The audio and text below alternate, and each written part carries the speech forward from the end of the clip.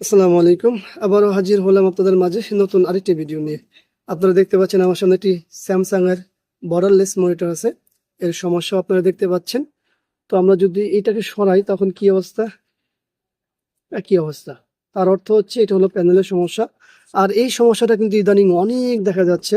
শুধু স্যামসাং না, স্যামসাং সহ ডেল এর ভিতরে এবং এই বিওসনিক এর মধ্যে এই সমস্যাটা দেখা যাচ্ছে বেশি।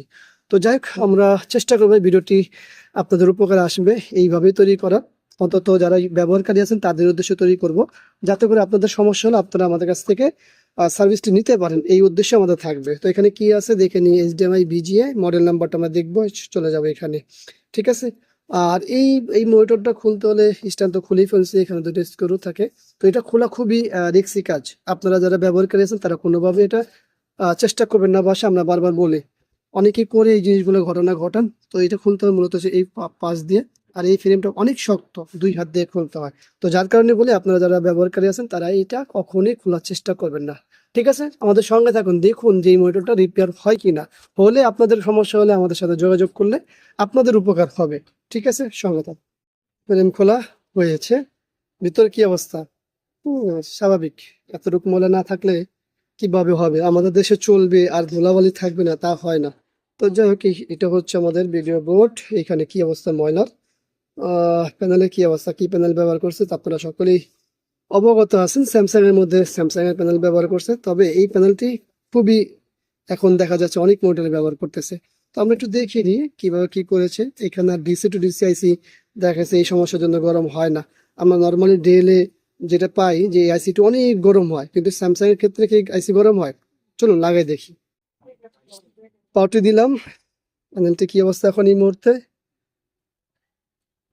এই যে এখান থেকে শুরু হচ্ছে, এরপরে আস্তে আস্তে এটা কাঁপানো শুরু হবে, যেহেতু বন্ধ করে অন করেছি এই জন্য।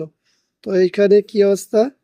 এই দেখুন, আইসি উপরে আঙ্গুল দিয়ে রাখছি, আঙ্গুল উঠানো লাগে না। এটা মানে এত ঠান্ডা থাকে যা ভাবার বাইরে। আর সমস্যা মাত্র যেখান থেকে দেখতেই পাচ্ছি আমরা, এটা করতে করতে পুরোটা চলে আসবে স্ক্রিনে। তো যাই হোক, দেখি কি করা যায় আমাদের। আমরা তো অলরেডি দেখে নিলাম কিভাবে কি করব, মোটামুটি বুঝে নিয়েছি। ঠিক আছে, তো আমরা কাজটি করে ফেলি। অবশেষে চেষ্টার রেজাল্ট আসছে। পাওয়ারটি লাগিয়েছি, বিজিএ কেবল লাগিয়েছি। তো চলুন কি রেজাল্ট আসে তা দেখি। দেখুন, এই হলো প্যানেল সিগনেচারটি, দেখে নিন আগে এখানে। আর এই ভিডিওটি কিন্তু মানে এই ছবিটি কিন্তু এর আগে দেখেছেন, এই ছবির উপরেই কিন্তু শেড আসতো এবং কি কাপাকাপি করতো, তাও আপনারা প্রথম পার্টি দেখে নিয়েছেন। তো আলহামদুলিল্লাহ আমাদের কাজটি হয়েছে।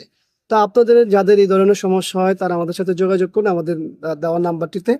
ডিসক্রিপশনে দেওয়া আছে, আই বাটনে দেওয়া আছে, ভিডিওর মধ্যে আমাদের নাম্বার যাচ্ছে। এই নাম্বারটিতে হোয়াটসঅ্যাপ আছে।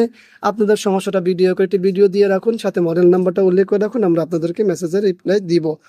যে কোনো সমস্যা সম্পর্কে আপনারা জানতে পারেন। আমাদের পক্ষে সম্ভব যতটুকু রিপেয়ার করার আমরা বলে দিব, যেটা রিপেয়ার হবে না আমরা তাও বলে দিব।